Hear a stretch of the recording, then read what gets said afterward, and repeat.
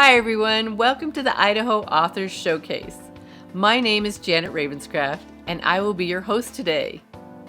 This show will be about authors and their stories. We'll find out about why they write and why this book. And then how they write. Do they use a computer, a laptop? Are they longhand? Are they recording? When they write. Are they writing daily? Do they set a time? Maybe it's the middle of the night. And what they write. Is it fiction or nonfiction? Do they like romance or sci-fi?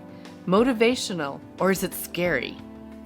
Thank you all for joining us today. Now get a cup of something, sit back, relax, and enjoy the show. Hi everyone, welcome to the Idaho Authors Showcase. I'm your host Janet Ravenscraft and thank you all for being here. My guest today is Jessica Wyman. Thank you so much for being here. She is actually an author, she's a speaker, a TV host, and a nutritionist. Yes, thank you, Janet, for having me on your show. I'm so excited to talk about my books and the things that I'm doing. So Jessica's actually written 3 books, and so we're going to start with Finding Your Foxy, because you told me that's kind of your cornerstone. Yeah, so Finding Your Foxy, Feeling Frumpy and Unfit is So Last Season was developed out of working with my clients and realizing that health and nutrition was really more of a lifestyle approach, and that anytime we focus on just the one area, it seemed like they couldn't quite make the goals that they were trying to get because it's about more than just what we put in our mouths. And so I focus on 6 different pillars in this book and really talking mostly from the self-esteem standpoint and how we feel as a woman. You got to start there. You have to start with how you feel about yourself, that inside out, they call it. But, Yes, that's a great way of thinking of it. And so, it talks about food, fitness, even having a healthy home, like getting rid of the toxins in your house, detoxing, what's important to look for in a detox program, and even fashion. Like I wrap up the book with fashion. That's that foxy part, right? It is, and that's kind of where the subtitle Feeling Frumpy and Unfit is So Last Season came from, because when clients start working with me as a nutritionist, most times they're wanting to lose weight. I think that's a lifelong thing for most of us. So we always want to, at least that 5 pounds. There's always 5 pounds, I think. 10. Yeah, exactly, like that last 5 pounds, or just wanting to lean out, develop more muscle mass. But at the end of the day, what we put on is an expression of who we are as an individual, but can also help us look our best. Like sometimes it's not even about the 5 pounds, but that you're not dressing for your body type. And so I share that kind of information in the book because it really is a whole lifestyle approach. And I think that's my holistic aspect as a nutritionist. Yeah. So this is your cornerstone. When did you write this book? That book was a little over a year ago. So let's see, I think it was November 2014 I released this book. Okay. So so that kind of set you up on that. Were you a nutritionist at that point, and that's why that thought came, or that inspiration came for you? Absolutely. So I was already a nutritionist and a health coach, and this was just the perfect combination of all of what I learned. In fact, I'm also a certified yoga teacher. I was going to say, we got yoga in there too somewhere. Yeah, there is some yoga in the fitness section where I talk about some yoga poses that are great for lifestyle and how to incorporate fitness as a lifestyle. Okay. And I actually joined a book writing program through my nutrition school, Institute for Integrative Nutrition. Oh, okay. They just launched their Launch Your Dream Book program. Oh. And they were having a contest that you could submit your book to see if it would win a top 10 award and actually get your tuition back for that program. Oh, that's an interesting concept. So, it was awesome. Yeah. And I was like, yeah, I'm going to join the program. Why not? Why not, right? Because I had always wanted to write more of this style of a book. My first book was a cookbook. Oh, okay. And so when that opportunity popped up, it was the perfect timing for me. Okay. And my book won the top 10 author award. There you go. Yeah. Excellent. Congratulations. Thank you. So your other 2 books are your Girlfriend's Organic Kitchen, and then your I take it it's a spin-off of the Fit to be Foxy. Exactly. So those are both more those ones are specifically food related. Okay, I was going to say specifically cookbooks and recipes and preparation, that type of thing? Yes. And so Girlfriend's Organic Kitchen was actually my first book. Oh, okay. And it's specifically just a cookbook. Oh. There's 54 recipes. All of them are low glycemic, vegetarian, and gluten-free. Okay. At the time when I wrote this book, our family had been gluten-free for a couple of years, and this was back before there was a big, where you couldn't get anything. Yeah, absolutely. Like there just weren't a lot of things available at the store, and the things that were available didn't necessarily taste good, or they were so expensive that it was something that really couldn't fit within your normal grocery budget. It was like, oh yeah, we can have those bagels sometimes because it's $12 a dozen. Yeah. I'm not a baker, so none of these recipes are baking. Oh, they're just all preparation and Yeah, and there's no real special ingredients in the cookbook. I really try to come from an approach of what are the average foods that people have access to at any supermarket around the country. Well, and we're looking for as making food for our families. We're looking for things that are more simple and that we can get readily, not some exotic spice that you've got to go to 3 different stores to try to find it, or order it online or something like that. So yeah, so everything in that cookbook was stuff that I was able to pick up just at a regular supermarket. So has cooking always been something? Is that you loved to do when you were little? Were you Sort of. Not really. But. I grew up as a 4-H kid, and from 2nd grade to 8th grade, my 4-H club, we focused on cooking. Oh, okay. And so I learned some basic cooking skills through 4-H, but we didn't, our kitchen was really small growing up at home, and so there wasn't a lot of room for us to be in the kitchen with Mom. Yeah. And so all the cooking that I ever did with my mom at home was more like cupcakes and cookies and that kind of stuff. Baking, yeah. But we also were a really busy family, and we ate at drive-thrus a lot. Oh, okay. There's a lot of Hamburger Helper, like those kinds of foods. So I didn't really learn how to cook meals until I went to nutrition school and worked with a professional chef, a Whole Foods chef that taught us how to cook. Oh, so what did you like best about that? Well, about that process that, obviously inspired, the writing side. I just felt like if you could take a kid that learned very few cooking skills growing up, which was you, which was me. There you go. I learned basically how to grate a carrot in 4-H. And so, as a kid that grew up on drive-thrus and not eating healthy foods, and to be able to work with a chef, a Whole Foods chef that was able to show me food in its original form and to take that and make a meal out of it, I was like, if I can do it, anyone can do it. See, that's it. Yeah. So what did you, when you were writing, we'll talk a little bit about writing. What's your favorite part of writing? And are you a daily writer? Do you once a week, once a day? Do you set time aside? So I never set time aside to write. I'm a very creative mind, and I think my love of writing is just like my love of cooking. It's a very artistic opportunity to express myself. Oh, okay. And I kind of do it when the mood suits me. All right. And when creativity strikes. So sometimes I wake up in the middle of the night with an idea, and I try to use the voice record on my phone a lot. Are you? Okay. Did you do any recording when you were writing? For this one, I didn't. Okay. And this book, I was able to write from first word to last word in 89 days and get my first proof in that amount of time. That's pretty amazing. Yeah. So are you longhand? Did you do everything on a laptop, computer? On this one, I did everything on my laptop. Okay. I just kind of carried it everywhere with me. Inspiration and stuff and write. Mm-hmm. Okay. And if I was somewhere where I couldn't have my laptop available, I used the voice record on my phone. Oh. And then I would email that message to myself. Okay. And then I would just copy and paste it into the book for editing. Oh, see, so you're not technically challenged like I am, so I wouldn't be able. Yeah. That'd be way too much information for me. Yeah, I love to take advantage of everything that technology has to offer us. I used to be very technology challenged until I built my website. And then all of a sudden I realized there's just amazing tools available for us that make the writing process pretty easy. I was to say, once I figure out something, I'm okay, but I usually have to have somebody explain it to me. So did you self-publish, or did you get a publisher? Or I did. All 3 of these are self-published. Okay. And when I went through the book writing course with IIN, they talked a lot about the different options. And it's not to say that I don't hope to have a publishing opportunity later.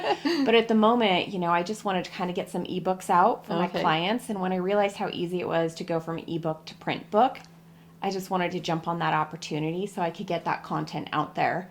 And for example, with Girlfriend's Organic Kitchen, a friend shared it with her email list. Oh. And I think I sold 100 copies There you go. within a few days. There you go. And So are all your recipes ones that you've created, or ones that you've come along and found that you've liked? yeah, all my recipes are my own creations. Every once in a while, I'm inspired by a food photograph that I have seen.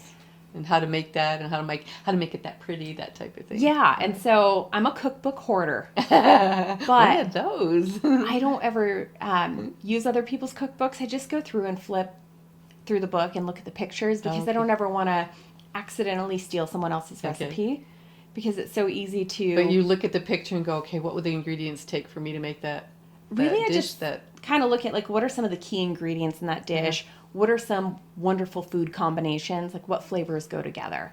And so I use it as inspiration that way. That's interesting. Very Yeah. interesting. All right, we're going to take a break here for a couple minutes, and so we'll be back.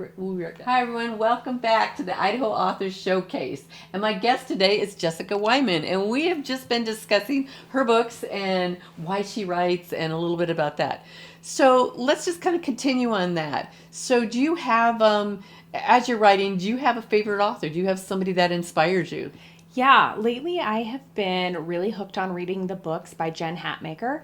Oh. And what I love about her writing style is that she's very quirky and has an amazing sense of humor, and really helps you be introspective at the same time. And so I've just been trying to read all of her books that I can get my hands on right now, just because I love a good sense of humor. All right, you'll have to send me that link, so I can see what see if I can get one of her books too. I'm a big reader, so I'm always reading something. So these are your books are mostly they're cookbooks and more nonfiction. Have you ever wanted to write fiction? Have you ever wanted to change genres and write something else? Well, to be honest, I originally wanted to write fiction, and it's still kind of in the back of my mind as something I want to do. Right now I'm trying to come up with a good storyline, because these books are, not only are they about health and fitness, but I've really written about myself in a couple of the books. And so when I was 6 years old, I wanted to be an author. So were you writing books and stapling them together and giving them out to your family and reading them? Or? Well, I never gave it out to anyone. Do you still have any? No. Well, actually, you know what? Now I'm going to go home and check. I was just going to say, I have a memory box. I bet you there's somewhere in there you're going to find your original manuscript. Absolutely. And because I've always wanted to be a writer, and then becoming a nutritionist, being a nutrition writer just came naturally. Yeah. But I've really tried to foster that in my own children as they're drawing and telling stories, and trying to get them to keep their information together and collect it, even if they never do anything with it. But just like you said, that creative process of them getting a process of their own going on. So and maybe one day they'll open up their memory box and find a couple of books that they've written. You never know. Yeah. I interviewed a young author here recently. He was Oliver. He's been on one of my previous shows, and he's been writing since he was 12, and he's self-published 3 books, and he's got this creative mind. It's like, but somebody at some point along had to have given him an idea, or inspired him, or at least encouraged him to do that. Otherwise, we don't. So what are you thinking? Is it romance, or do you want to write something horror, or are you just a drama, or I think comedy? Comedy? Oh, yeah. Even better. It'll probably be something about a middle-aged woman who's maybe fumbled her way through life, and some of the comedic humor. So I would say part autobiography, part comedy fiction. I've talked to a number of authors, and the ones that are writing fiction said, author said, if you don't have something in there, if somebody tells you there's not part of themselves in some of those characters, then they're not telling you the truth.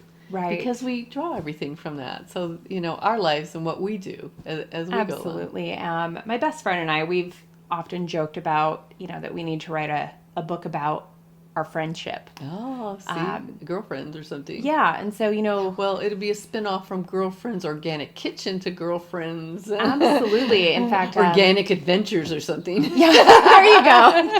These have been very organic adventures. But we've known each other for years, and our lives have always been wildly different phases, but also we've had a lot of parallel situations at the same time, even though we've been living very different lives. Mm-hmm. And so I think that it's really almost a coming of age because we're the same age. And so I feel like no matter whether you're single or married with kids, there's still certain experiences that we're having based on what age point we're at in our life. Well, and most women can relate to that because we have those best friends.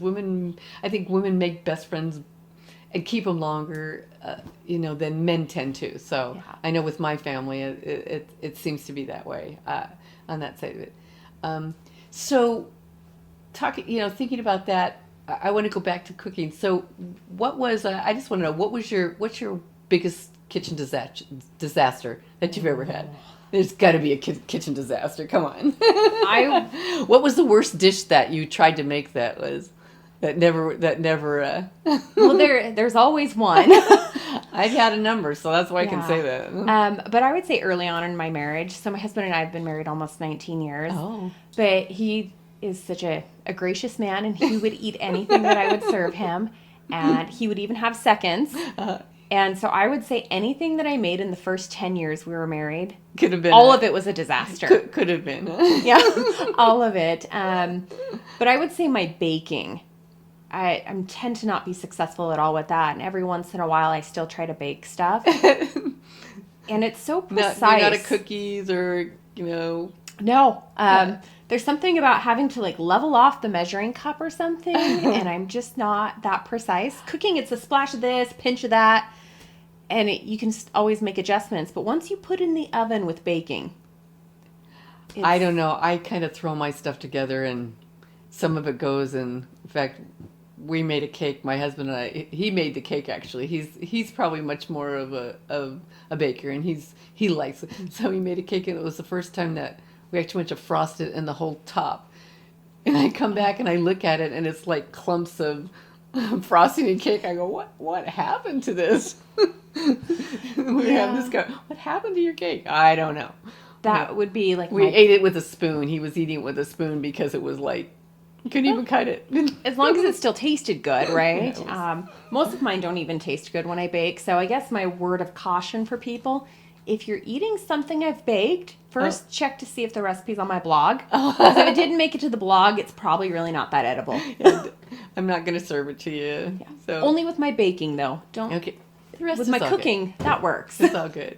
I was going to say, so do your sons cook? Because you have 2 sons, right? Yes, 2 boys. I was going to say, do they cook with you? Are you teaching them to cook? Absolutely. Definitely my younger son cooks with me more than my older son.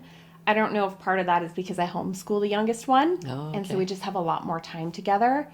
Or if he maybe I will say he's also an athlete. And so he's a lot more concerned about what he's putting in his body. So I think he takes a personal interest in eating. So how old are your sons? They are 13 and 15. Oh, my word. So teenagers, 2 of them. Yeah. And, and boys. They're actually pretty easy and delightful. But I definitely want them to leave home knowing how to cook. Okay. I don't want them to spend the first 10 years of their adult life having to eat out and not be able to choose foods that nourish. Okay. So I want them to do that. Yeah, leave the home with those basic skills. So let's talk a little bit about some of your other projects that you have. I know you write for the Statesman. You're an avid bicyclist. So yes, you said a little bit about yoga. So tell us some of the other things, and then your TV show. You're a TV host for a show on Boise TV. Yes. 22.3 also. Yes. I was That's very a plug there. excited for Jessica's Clean Eats to premiere. Okay. That's my cooking show on Boise TV 22.3, and I'm just really excited to be able to share that healthy eating's not as complicated as people think, and neither is cooking. Yeah. And, the goal there is to help families go from drive-thrus to dinner tables. And I use that saying because that's what I lived. Oh, okay. And that's the transition I made. Mm-hmm. And it's the one that a lot of Americans are living. Yeah. And, so it's exciting to be able to share those easy recipes. You're going to be a guest on one of my episodes. I am going to be a guest. We shared that spot together. It was lots of fun.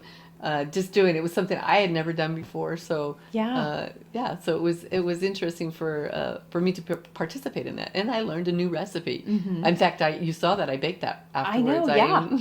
I even posted a little picture of my frittatas. Yes, and it was so simple that you were able to come home and redo it, and so I think that that's the amazing experience. And as you mentioned, I'm a cyclist. I was going to say.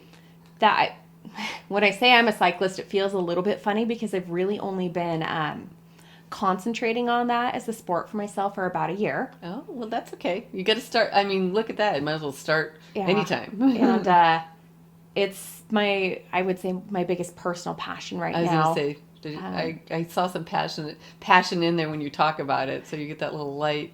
Absolutely. And I've been helping out with the high school mountain biking team that my son is riding on, and that has been the greatest experience I've ever had in my life, watching young athletes really excel and just do something that, as a health coach and a nutritionist, I'm really inspired that they're doing stuff that's so good for their bodies. No kidding. Yeah. And to get out there. So do you out there and train with them? Are you? I do. Oh. So I help with them, but they've all helped me become a good rider. So shout out to my team C4. I was very novice when I started riding with them, and they've built my confidence as a rider. And so I'm training to do a 50-mile mountain bike race in August. Oh my. So where's that race going to be? Yeah, it's in Oregon. Oh, in Oregon. Yeah, I'm now questioning my decision to do it. I get that. But it's good to have goals. Uh-huh. I feel like it's, how my friends have set goals to run half marathons and marathons, that I'm just doing the same thing but on a mountain bike. Yeah, I did that a couple years ago. I never run my whole life. I even on my treadmill, I would, just walk fast. And I was going through a transition, and I decided one day I was on my treadmill, I thought, I wonder if I could run. Because I seriously never ran around the track even in school. I was one of those walkers. Like, I never had, it's a whole breathing technique. Yeah. And so I was in a transition. I said, I wonder if I can run. And I just kept, every day I would try a little bit more. And then I said, I think I'm going to run a 5K. And so I ran my first 5K when I was 62. Oh, so, nice. Yeah. So, but it was like, I tell people, like, writing my book was like coming across that finish line. It was like, I did it. I can't believe I did it. But that's a true thing that you have, a personal thing that you have to go through and do and get to that point. And for me, like in the book, in one of these chapters, I talk about fitness as a lifestyle. And one of the things my husband and I have noticed for ourselves is, sure, we can get into the routine and we can get up and go to the gym, but it's not the same as participating in a sport. And so getting on our bikes and riding. It's fun. Yeah. All right, we're going to take a break. Thank you so much. We'll be back. Welcome back to the Idaho Authors Showcase. And my guest today is Jessica Wyman. And we've been having this great conversation about food and finding your foxy and all that. So let's talk a little bit more about, what are you going to do? What are your plans for the next year? Where do you see yourself? What are your plans? Are you going to write anymore? Absolutely, I'm writing. I write on my blog almost every single week, sometimes even twice a week. But even beyond the blog, each of these chapters will eventually be expanded into a full book. Because Finding Your Foxy is kind of that entry into making those lifestyle changes. And so there'll be like a full book on fitness as a lifestyle, whereas the first chapter in here about food, the Fit to be Foxy, was kind of a book about that chapter. Yeah. And you said there are six? You have six Yep. elements to it, so you're going to be able to break off on that one. Exactly. Do you outline that? Is that something that on each one of them? So just like when I wrote this book, I kind of came up with the points I really wanted to hit first, and then I went through and wrote each of those sections. Oh, okay. And so I'll do the same with the other upcoming books. And then, of course, Jessica's... I like that, books. Yes, books. 6 chapters, could be 6 more books. There you go. But then also the TV show, Jessica's Clean Eats. I really want to focus on having more guests on the show and putting out more recipes through the TV show. And my Clean and Lean Health Academy. I was going to say, you have your Health Academy. Yeah, So. and that's a year-long program, and periodically we reopen registration. And so just being able to reach more clients and helping people with that support system and the accountability that they really need through the academy. So tell us a little bit more, because that's basically an online. You're using it through, social media? Yeah, so exactly. Through Facebook, we have a group, and that's where people get really one-on-one accountability in a group coaching program. They get to work with myself and 2 other coaches, Jessica Abbott and Summer Price. And while somebody might sign up and have me as their personal coach, they're getting the benefit of also working with other health coaches and their perspective. But really, I feel like every Academy member is like a coach to everybody else that's involved. It is. So how many members do you have right now? Are you? Right now, I think we're at 35 members and growing. I was just going to say it's new. You just we just launched it. Launched at the beginning of the year. So yeah, and I really want to keep focusing on that. And the beauty about writing books is it helps me help on a really large platform. Mm-hmm. A lot of people that might not ever log onto the computer and work with me, but then they can, if they're inspired by the book and feel like they need a little bit more support, that's where the Clean and Lean Academy, I can help them dig deeper into all of that content and into their lifestyle through supporting them in the program. Well, and I think I saw about it and participated in it. There's a lot of interaction. I like that, and I think we're finding as we have so much more access to the social media and the immediate responses that's an avenue people are interested in, and especially when you're in a program where you need the motivation and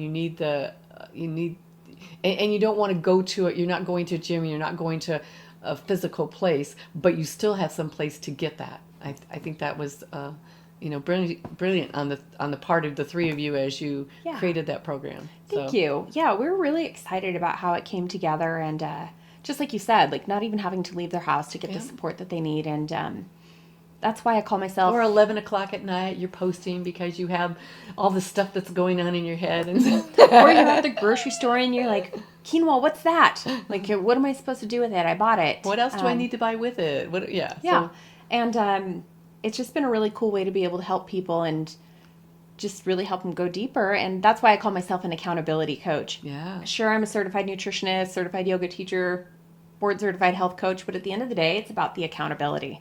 Well, so. and I see that. I think that's the thing I've learned in this last year of all the things is accountability is probably the most important thing that's helped me move forward than anything else. Mm-hmm. So that's it. And I would say that relates, just like you said, no matter what it is, like writing my book, being in that book writing program, I was accountable to my peers that were in there as well as the instructors that were teaching it, and having that deadline that they set for us.